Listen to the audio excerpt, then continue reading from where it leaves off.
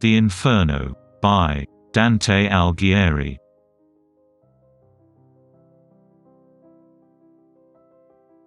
Canto I. The Slumber, the Wood, the Hill, the Three Beasts, Virgil, the Veltro or Greyhound.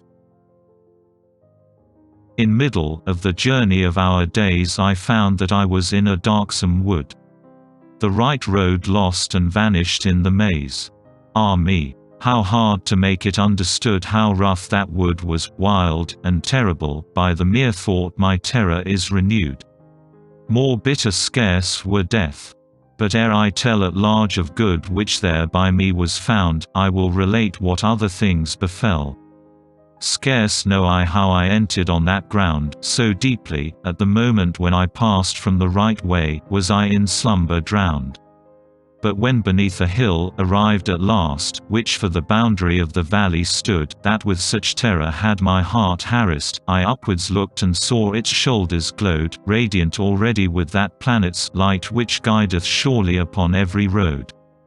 A little then was quieted by the sight the fear which deep within my heart had lain through all my sore experience of the night.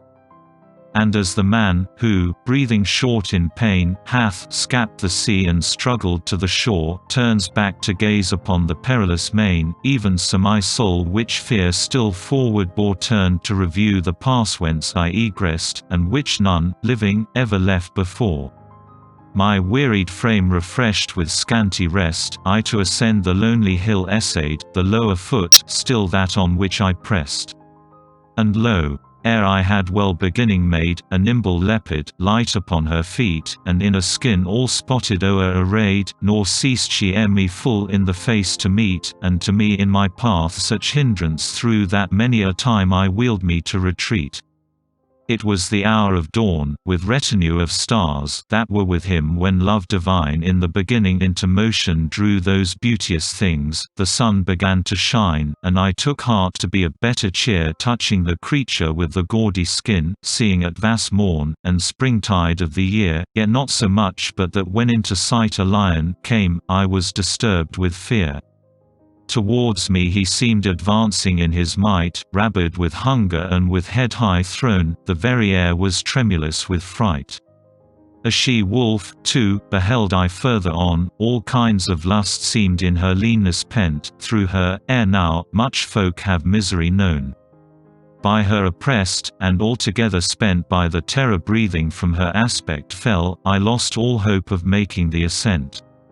And as the man who joys while thriving well, when comes the time to lose what he has won in all his thoughts weeps inconsolable, so mourned I through the brute which rest knows none. She barred my way again and yet again, and thrust me back where silent is the sun.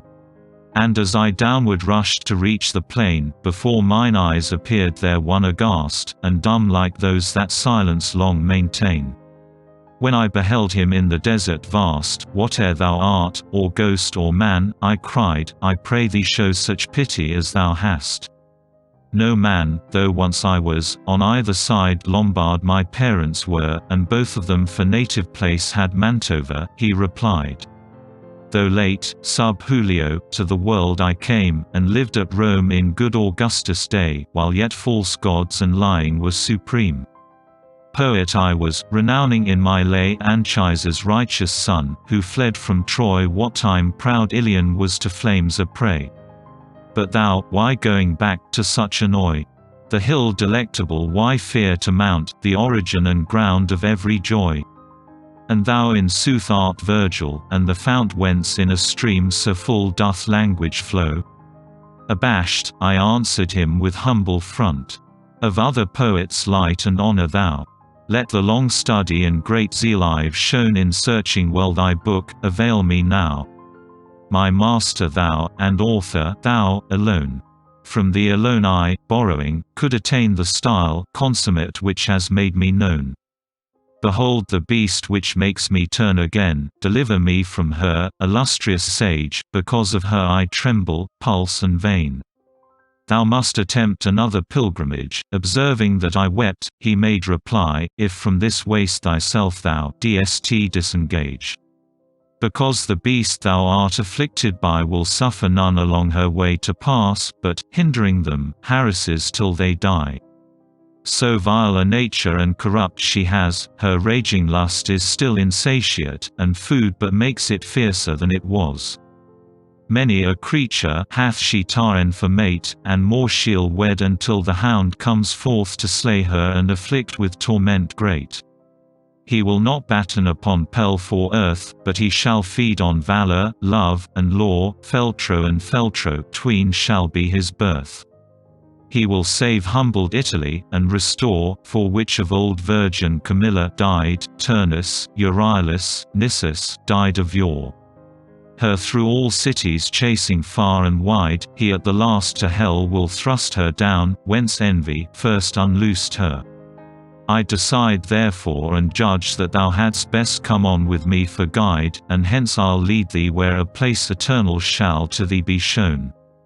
There shalt thou hear the howlings of despair in which the ancient spirits make lament, all of them feign the second death to share. Next shalt thou them behold who are content, because they hope sometime, though now in fire, to join the blessed they will win consent. And if to these thou later wouldst aspire, a soul shall guide thee, worthier far than I, when I depart thee will I leave with her. Because the Emperor who reigns on high wills not, since 'gainst his laws I did rebel, that to his city I bring any nigh. O'er all the world he rules, there reigns as well, there is his city and exalted seat, O happy whom he chooses there to dwell. And I to him, poet, I thee entreat, even by that God who was to thee unknown, that I may 'scape this present ill, nor meet with worse, conduct me whither thou hast shown, that I may see St. Peter's gate, and those whom thou reportest in such misery thrown. He moved away, behind him held I close.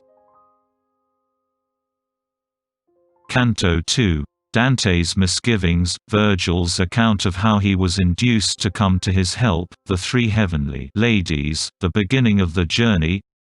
It was the close of day, the twilight brown all living things on earth was setting free from toil, while I preparing was alone to face the battle which awaited me, as well of ruth as of the perilous quest, now to be limned by faultless memory. Help, lofty genius. Muses, manifest goodwill to me. Recording what befell, do thou, O mind, now show thee at thy best.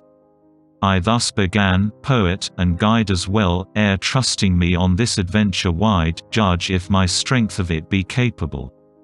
Thou sayest it that Silvius' father, ere he died, still mortal to the world immortal went, there in the body some time to abide. Yet that the foe of evil was content that he should come, seeing what high effect, and who and what should from him claim descent, no room for doubt can thoughtful man detect, for he of noble Rome, and of her sway imperial, in high heaven grew sire elect. And both of these, the very truth to say, were founded for the holy seat, whereon the greater Peter's follower sits today. Upon this journey, praised by thee, were known and heard things by him, to the which he owed his triumph, whence derives the papal gown. That path the chosen vessel later trod so of the faith assurance to receive, which is beginning of salvation's road. But why should I go? Who will sanction give? For I am no Aeneas and no Paul, me worthy of it no one can believe, nor I myself. Hence venturing at thy call, I dread the journey may prove rash. But vain for me to reason, wise, thou knowest it all. Like one no more for what he wished for fain, whose purpose shares mutation with his thought till from the thing begun he turns again, on that dim slope so grew I all distraught, because, by brooding on it, the design I shrank from, which before I warmly sought. If well I understand these words of thine, the shade of him magnanimous made reply, thy soul, 'neath cowardice hath sunk supine, which a man often is so burdened by, it makes him falter from a noble aim, as beasts at objects ill distinguished shy. To loose thee from this terror, why I came, and what the speech I heard, I will relate, when first of all I pitied thee. A dame hailed me where I, mongst those in dubious state, had my abode, so blessed was she and fair, her to command me I petitioned straight. Her eyes were shining brighter than the star. And she began to say in accents sweet and tunable as angels' voices are, O Mantuan shade, in courtesy complete, whose fame survives on earth, nor less shall grow through all the ages, while the world hath seat, a friend of mine, with fortune for his foe, has met with hindrance on his desert way, and, terror-smitten, can no further go, but turns, and that he is too far astray, and that I rose too late for help, I dread, from what in heaven concerning him they say. Go, with thy speech persuasive him bested, and with all needful help his guardian prove, that touching him I may be comforted. No, it is Beatrice seeks thee thus to move. Thence come I where I to return am fain, my coming and my plea are ruled by love. When I shall stand before my Lord again, often to him I will renew thy praise. And here she ceased, nor did I dumb remain, O virtuous lady, thou alone the race of man exaltest bove all else that dwell beneath the heaven which wheels in narrowest space. To do thy bidding pleases me so well, though 'twere already done 'twere all too slow, thy wish at greater length no need to tell. But say, what tempted thee to come thus low, even to this centre, from the region vast? Whither again thou art on fire to go? This much to learn since a desire thou hast, she answered, briefly thee I'll satisfy, how, coming here, I through no terrors passed. We are, of right, such things alarmed by, as have the power to hurt us, all beside are harmless, and not fearful. Wherefore I, thus formed by God, his bounty is so wide, am left untouched by all your miseries, and through this burning, unmolested glide. A noble lady is in heaven, who sighs o'er the obstruction where I'd have thee go, and breaks the rigid edict of the skies. Calling on Lucia, thus she made her know what she desired, thy vassal now hath need of help from thee, do thou then helpful show. Lucia, who hates all cruelty, in speed rose, and approaching where I sat at rest, to venerable Rachel giving heed, me, Beatrice, true praise of God, addressed, why not help him who had such love for thee, and from the vulgar throng to win thee pressed? Dost thou not hear him weeping pitiably, nor mark the death now threatening him upon a flood, than which less awful is the sea? Never on earth did any ever run, allured by profit or impelled by fear, swifter than I, when speaking she had done, from sitting 'mong the blessed descended here, my trust upon thy comely rhetoric cast, which honours thee and those who lend it ear. When of these words she spoken had the last, she turned aside bright eyes which tears did fill, and I by this was urged to greater haste. And so it was I joined thee by her will, and from that raging beast delivered thee, which barred the near way up the beauteous hill. What ails thee then? Why thus a laggard be? Why cherish in thy heart a craven fear? Where is thy franchise, where thy bravery, when three such blessed ladies have a care for thee in heaven's court, and these words of mine thee for such wealth of blessedness prepare?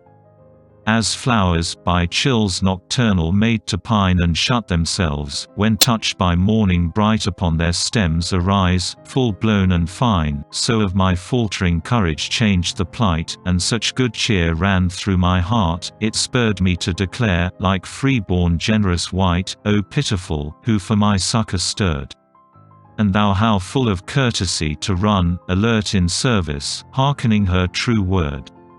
Thou with thine eloquence my heart hast won to keen desire to go, and the intent which first I held I now no longer shun. Therefore proceed, my will with thine is blent, thou art my guide, Lord, Master, thou alone. Thus I, and with him, as he forward went, the steep and rugged road I entered on.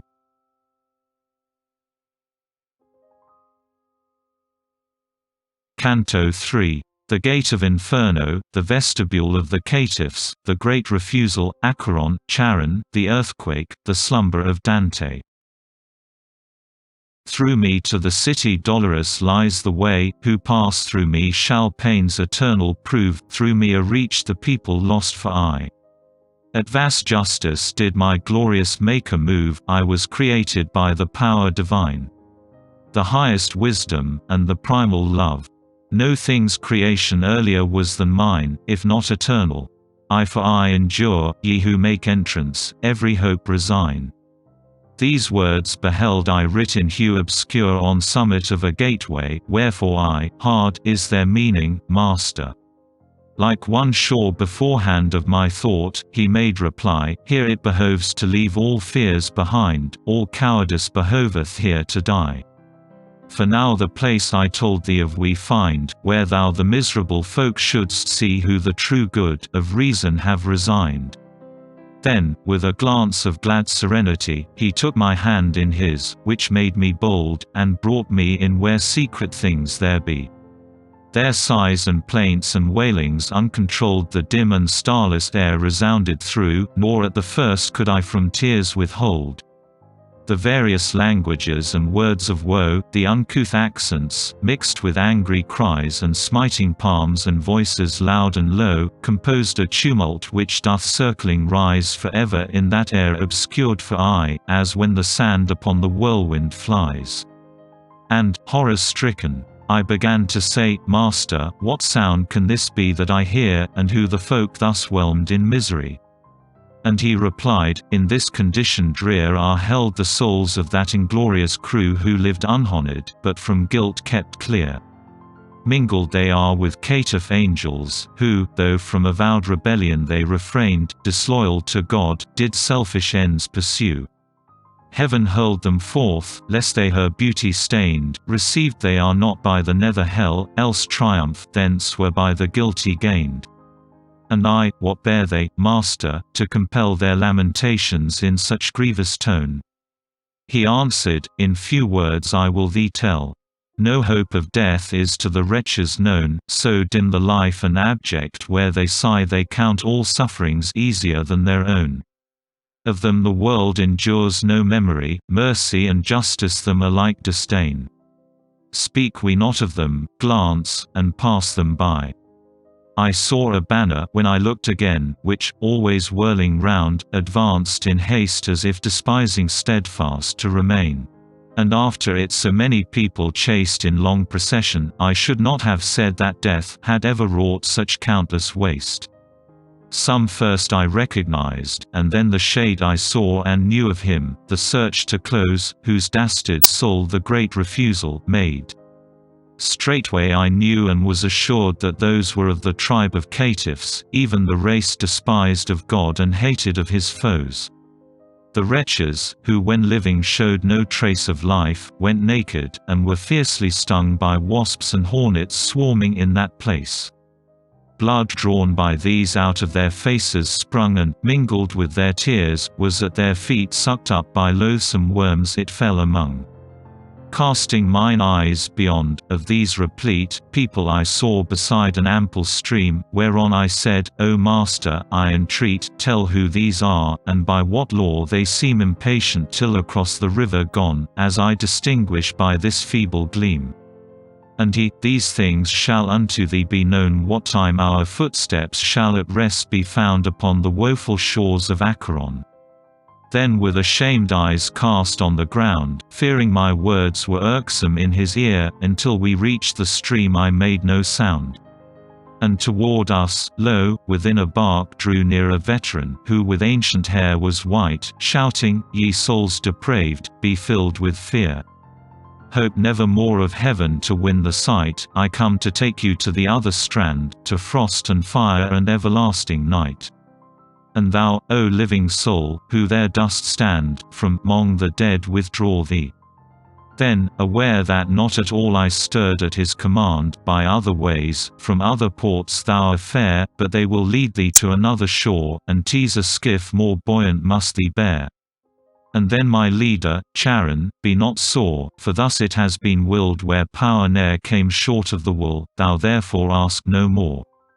And hereupon his shaggy cheeks grew tame who is the pilot of the livid pool, and round about whose eyes glowed wheels of flame.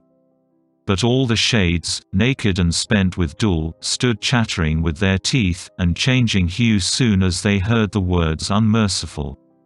God they blasphemed, and families whence they grew, mankind, the time, place, seed in which began their lives, and seed whence they were born. Then drew they crowding all together, as they ran, bitterly weeping, to the accursed shore predestinate for every godless man. The demon Charon, with eyes evermore aglow, makes signals, gathering them all, and whoso lingers smiteth with his awe. And as the faded leaves of autumn fall one after the other, till at last the bough sees on the ground spread all its coronal, with Adam's evil seed so haps it now, at signs each falls in turn from off the coast, as fowls, into the ambush fluttering go. The gloomy waters thus by them are crossed, and ere upon the further side they land, on this, anew, is gathering a host. Son, said the courteous master, understand, all such as in the wrath of God expire, from every country muster on this strand.